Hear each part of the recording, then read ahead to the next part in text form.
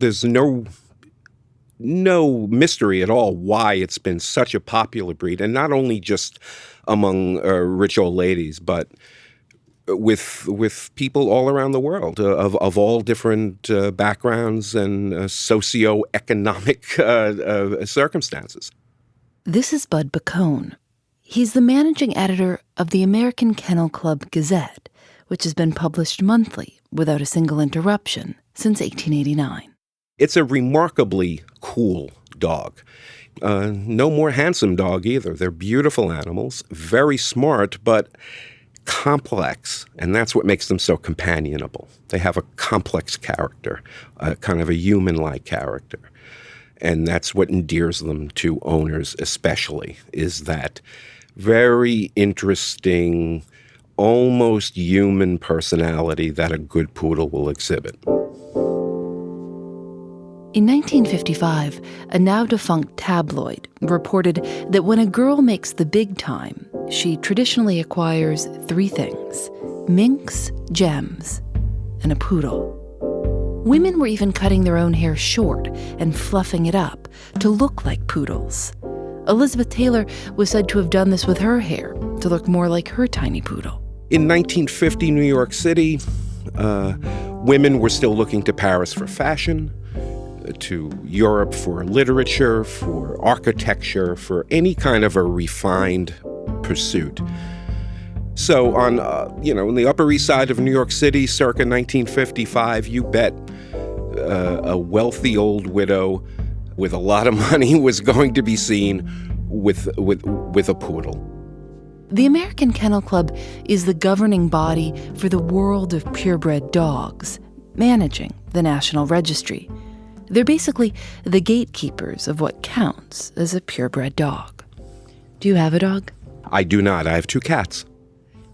But you like dogs, I would assume. Yes, but in my eternal effort to remain impartial among our dog fanciers, I don't have a dog, so I'm free to report on the fine qualities of any one of our purebred breeds without fear of being biased towards my own breed. So if I asked you your favorite breed, you wouldn't tell me? I certainly would not. They're all God's children. We love them all equally here. What's interesting is that the lobby of the American Kennel Club on Madison Avenue looks exactly as you might think the lobby of the American Kennel Club. There's a lot of dog paintings and dark wood. Yes, and you may have also caught the skeleton of early fox terrier Belgrave Joe is just around the corner. This is Bryn White. I met her in the library of the American Kennel Club in New York City. She's the archivist for the AKC. So I manage our book and ephemera and photograph and archival collections, all in relation to the development, appreciation, and sport of the purebred dog. You're wearing a dog pin. Do you always wear dog pins or dog-themed things when you come to work? I don't. Today was a special occasion, but I'm a terrier person, a terrierist. A terrierist? Yes. That's what I've been told. I grew up with an obscure breed of dog. I'm a librarian by trade, but I think I got my foot in the door because they thought I could understand, because I grew up with a Welsh Terrier. I've been thinking about, this is real, a black Russian Terrier. Oh, that is a very interesting choice. I like it because they're so big, and in the Wikipedia page, they're pulling a little cart full of stuff.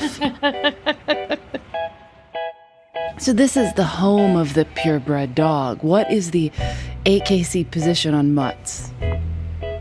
I don't think I should talk about that. Okay. For much of the 20th century, the beagle topped the American Kennel Club's list of most popular breeds. But then, in the 1950s, things changed, and the poodle started to catch up. This is due in large part to one man, a mysterious Russian count named Alexis Pulaski. His obsession with poodles, and one poodle in particular, a dog he named Pulaski's masterpiece, not only put the dog on the map, but would lead to a 13-state alarm, and in the end, break Pulaski's heart. I'm Phoebe Judge. This is Criminal.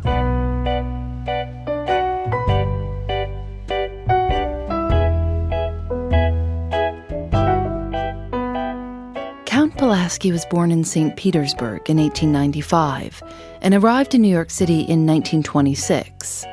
Little is known about his early life, except he apparently served in the Russian Imperial Army and was adamantly anti-communist and a big supporter of the Tsar. He's circulating in the upper echelons of society. He's using his title and his accent and his wit to kind of institute himself among kind of the uptown crowd of New York City. One of the men he meets is named Gilbert Kahn, a wealthy New York City banker. Gilbert Kahn is a poodle man, while Count Pulaski grew up around Doberman Pinschers. And Pulaski agrees to babysit Kahn's poodles. He babysits these poodles in 1938, and it's love. Pulaski was so taken with these poodles that he wanted to be around them all the time. He starts a breeding program and then gets Gilbert Kahn and a few other rich New Yorkers to bankroll a new store, Poodles, Inc. What is Poodles Incorporated? It is located on West 52nd Street, a few doors down from the famous 21 Club, and it is you would say that is a salon, a boarding house or resort, and a boutique or haberdashery, if you will, and it caters exclusively to poodles.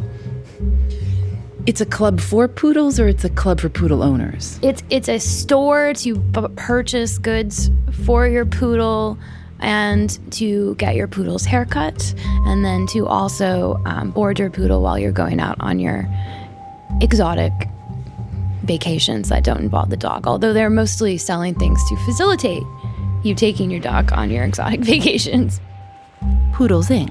was an immediate success. The sky was kind of the limit. They offered 16 different hairstyles. What types of hairstyle? They had one that was named after Mae West. The Mae West was like a bouffant. They offered a flat top called the Tom Collins. If you wanted your dog's legs shaved to look like it was wearing bell-bottoms, you could ask for the sailor clip. You could even get your poodle a mustache. So were they also dyeing the dogs? I'm not sure if they did at Poodles, Inc., but that did, in this kind of craze instigated by Pulaski, they did offer rinses for coats of dogs to be dyed pink, blue, green, whatever color you were. So it seems to me that what you're saying is that poodles in the 1950s, they started to becoming a showpiece. So it was like part of your outfit that you're wearing. And because they were so customizable, you could really have something that looked unique to you because you could pick the color, you could change the haircut. Yes. Pulaski also had a fashion line for poodles that kept up with what was trendy.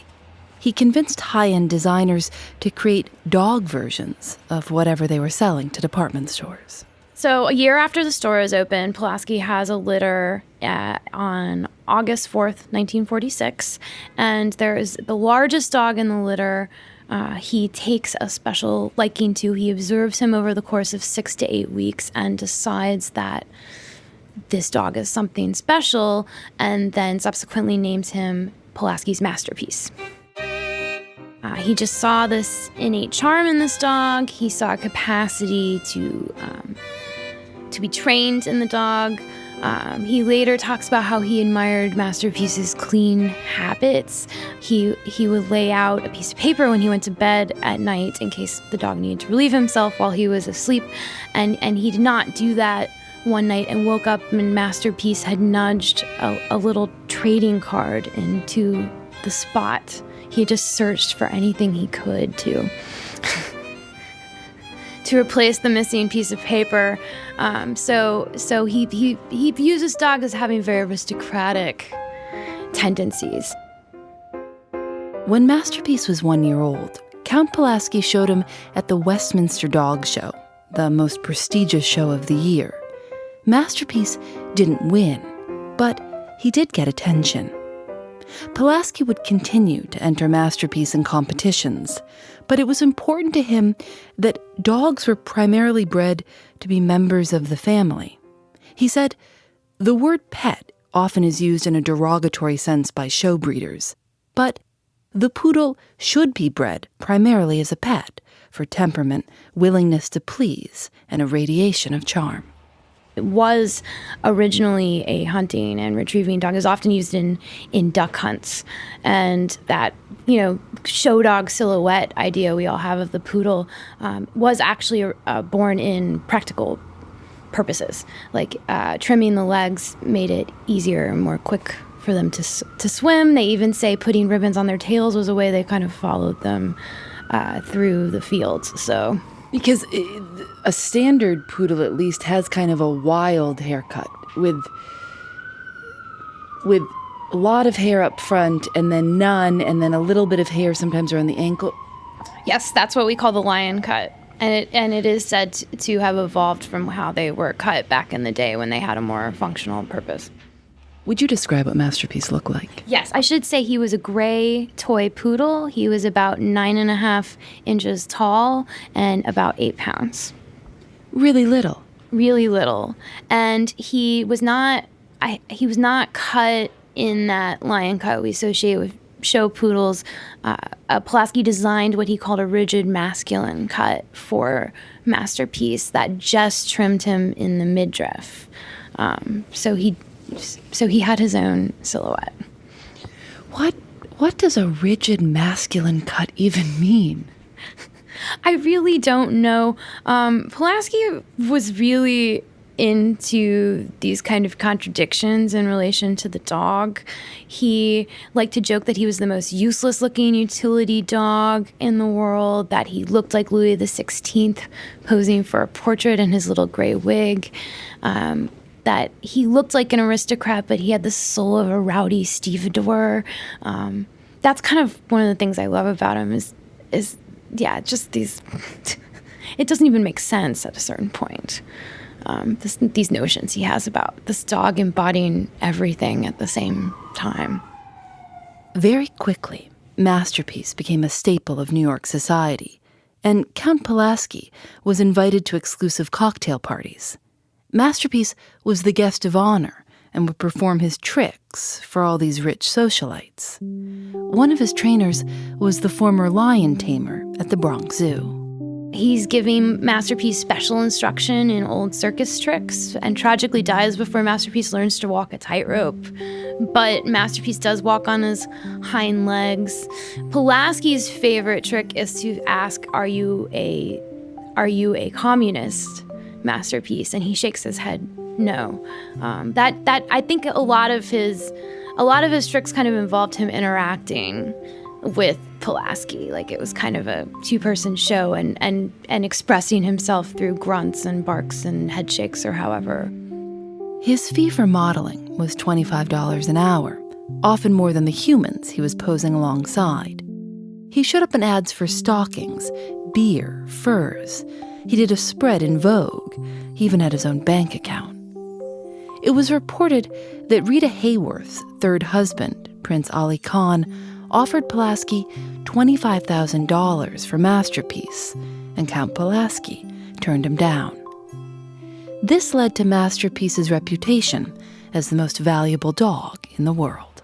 There's no system for measuring this, but I mean, the system was in that he said that Masterpiece claimed he made $11,000 a year in stud and modeling fees.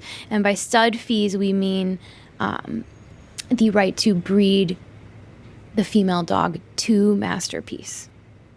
The owners of Masterpiece's offspring include Judy Garland, Eva Perón, Gary Cooper. The list goes on and on. Masterpiece was invited to Paris for Fashion Week. He went to Cuba as a goodwill ambassador. He performed on television, this 9-inch dog jumping over a line of Great Danes. He led a parade of 70 poodles down Fifth Avenue to the department store Milgram's, where he took his seat in the front window on a green velvet throne. All of this to say that Masterpiece was well known. You couldn't get much more famous or recognizable. It's around 1:15 in the afternoon in late May at Poodles Inc., and the usual crew is there. Pulaski fields a phone call And he and his associate go downstairs, and they're gone about 15 minutes. When they returned, they found some customers who were interested in purchasing a dog. Whenever someone came in to buy a new dog, it was Pulaski's habit to show off Masterpiece. They couldn't have Masterpiece, of course, but they could be assured they were getting something close. He called for the dog, but Masterpiece didn't come. Pulaski went downstairs to the basement to look for him. No Masterpiece. They searched the store. The dog was gone. The next day, a person comes forward claiming to have seen a dark-haired woman in a red coat leaving the store at around 1:30 p.m. with a little gray dog heeling by her side. And the only reason he even registered this as, not common sight was that the dog did not have a leash. And so it is deemed, based on this very deemed credible witness, that Masterpiece has been kidnapped or dog-napped, if you will. Word of the dog napping reached newspapers all across the country. One article read, "An anti-communist poodle dog disappeared today, and its owner said a female may be the cause of it all." Count Pulaski pleaded with the public for Masterpiece's safe return. He offered another poodle in Masterpiece's place. He said, "I can't understand who would take the dog. Stealing a dog like that is like stealing the Hope Diamond." Dog groomers all over the city were put on alert to watch for Masterpiece. Thousands of leaflets were spread across New York. They start making appearances on TV shows. They have headlines. They select Masterpiece's grandson Johnny as the kin most closely resembling him, and they start trotting him out on the TV shows. They do an on-the-scene recreation of the dog napping, and they are said to have sent out a 13-state alarm on this dog. One of the theories is that because Masterpiece was so well trained, he rarely barked. So maybe he just calmly followed the woman in the red coat out of the store.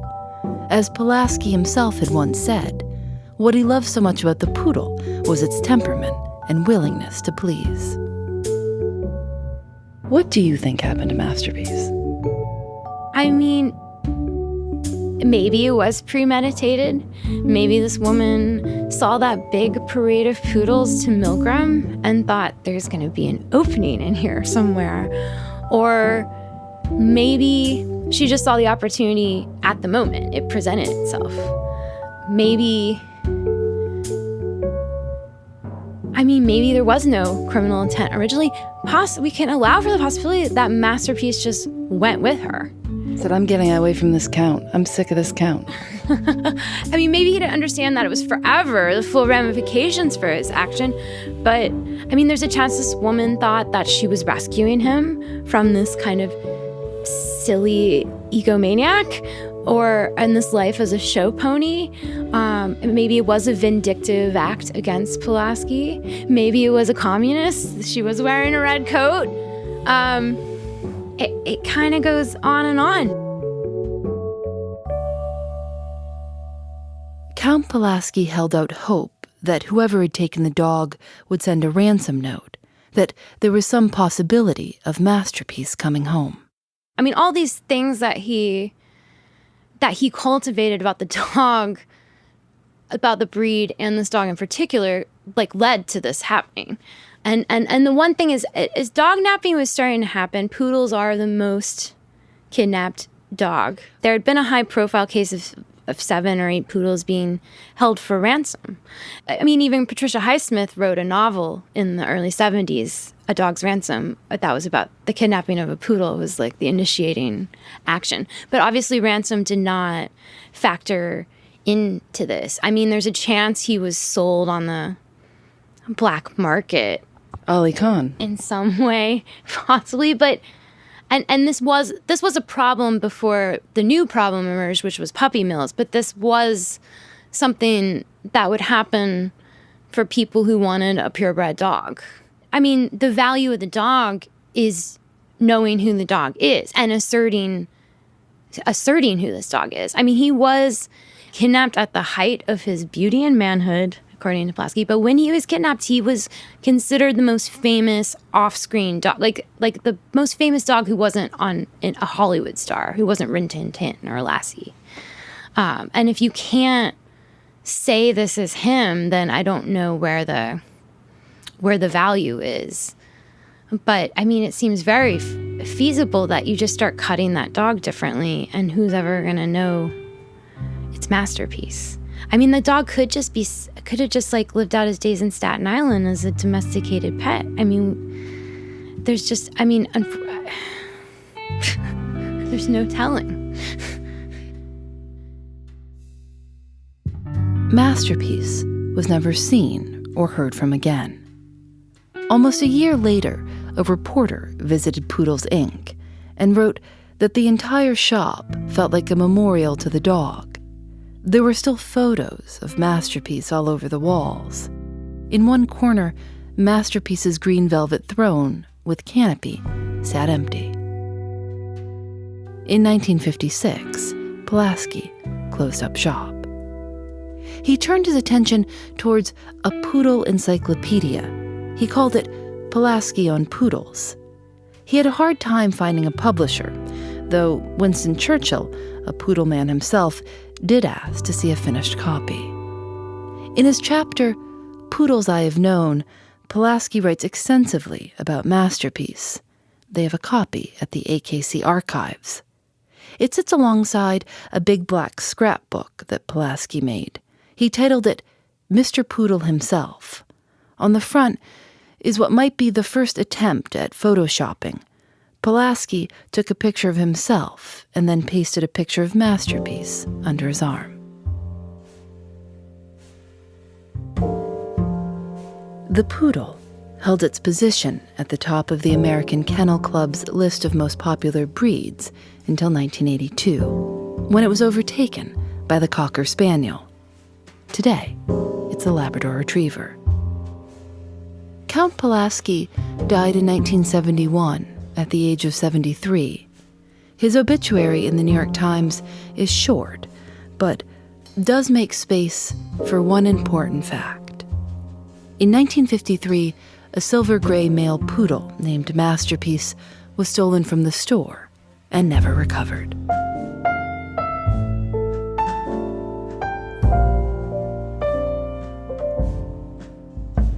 Criminal is produced by Lauren Spohr, Nadia Wilson, and me. Audio mixed by Johnny Vince Evans. Special thanks to Crystal Duhame. Matilde Erfolino is our intern.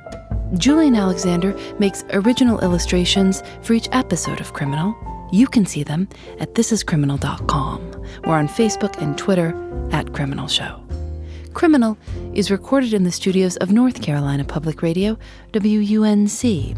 We're a proud member of Radiotopia from PRX, a collection of the best podcasts around. Shows like Mortified.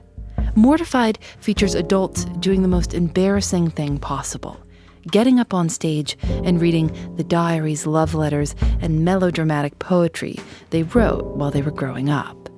This February, Mortified is starting a TV series, The Mortified Guide. It's available on Amazon and Netflix. Here's a preview. When I was a kid, I felt really isolated and alone. My first kiss, he immediately just stuck his whole tongue down my throat. I didn't know what sex was. When I got my period, my mom threw some maxi pads at me and she was like, here you go, figure it out. Dear Diary. Dear Journal. September 13th. July 29th. I've never been attracted to a man in the way that I'm attracted to countless women. Maybe that means something.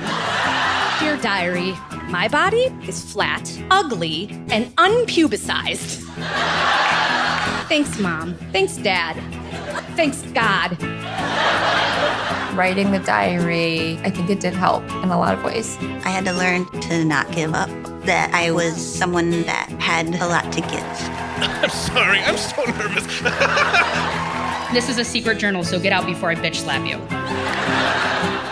Special thanks to AdZerk for providing their ad-serving platform to Radiotopia. I'm Phoebe Judge. This is Criminal.